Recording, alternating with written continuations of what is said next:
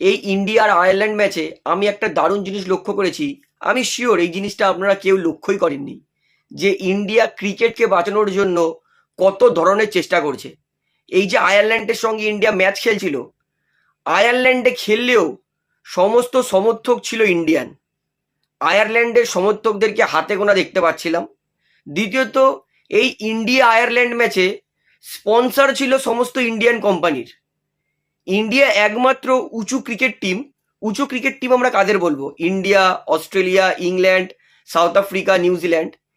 এদের মধ্যে ইন্ডিয়াই একমাত্র দেশ যারা প্রতি বছর জিম্বাবুয়ে, আয়ারল্যান্ড, স্কটল্যান্ড এদের বিরুদ্ধে কিন্তু একটা দুটো টি-20 সিরিজ খেলে।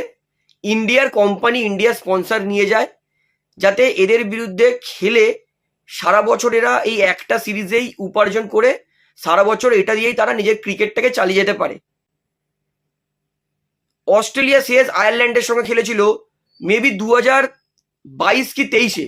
মানে ইন্ডিয়া একমাত্র টিম যারা ওয়ার্ল্ডে ক্রিকেটটাকে বিশাল রকমভাবে প্রমোট করে যাচ্ছে, যাতে অন্যান্য দেশ যেমন ইউএসএ, আয়ারল্যান্ড, জিম্বাবুয়েরাও ক্রিকেটের মজবুত নেশন হতে পারে।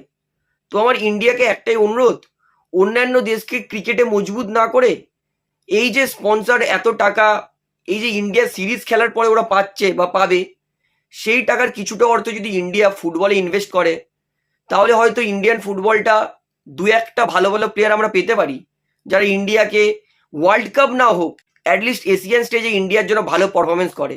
কারণ ইন্ডিয়ার সঙ্গে যেই ছোটোখাটো দেশ যারা ক্রিকেটে অতটা স্ট্যাবলিশ নয়, তারা ইন্ডিয়ার সঙ্গে এই ম্যাচের জন্য অপেক্ষা করে, কারণ তারা জানে যে এই ম্যাচে যা উপার্জন হবে সেই উপার্জনে ওদের আরও একটা বছর কেটে যাবে। তাই ইন্ডিয়া দেখবেন জিম্বাবুয়ের সঙ্গে 2024-এ যে সিরিজটা খেলতে গেছিল সেখানেও হেরেছিল, আর এই আয়ারল্যান্ডের সঙ্গেও হেরেছে।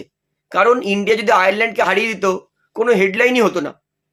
যেহেতু আয়ারল্যান্ড ইন্ডিয়াকে হারিয়েছে, দেখুন সমস্ত ট্রোলিং পেজ ইন্ডিয়াকে ট্রোল করছে, সব জায়গায় ব্রেকিং নিউজ হয়ে গেছে, আয়ারল্যান্ড হিস্ট্রি ক্রিয়েট করে দিয়েছে। অর্থাৎ এই যে ফুটবল ওয়ার্ল্ড কাপটা চলছে তার থেকে কিছুটা ফোকাস আবার যাতে ক্রিকেটে শিফটটা হয়। তো অন্যান্য দেশকে ক্রিকেটে প্রমোট করার থেকে আমি মনে করি আমাদের ইন্ডিয়ান ফুটবলের সামান্য যদি একটুখানি ডোনেশন করে, কারণ বিসিসিআই এর বছরে উপার্জন 8,000 কোটির কাছাকাছি, তার মধ্যে যদি বিসিসিআই 50 কোটি বা 30 কোটি যদি ইন্ডিয়ান ফুটবলকে দেয়, তাহলে কিন্তু ইন্ডিয়ান ফুটবলও গোটা এক বছর রান হতে পারে। তো অবশ্যই ইন্ডিয়া অন্যান্য দেশের ক্রিকেটকে প্রমোট করার জন্য কি করছে, কিন্তু নিজেদের দেশের অন্যান্য স্পোর্টসকে হেল্প করছে না, এই ভিডিওটা শেয়ার করে সবাইকে জানিয়ে দিন।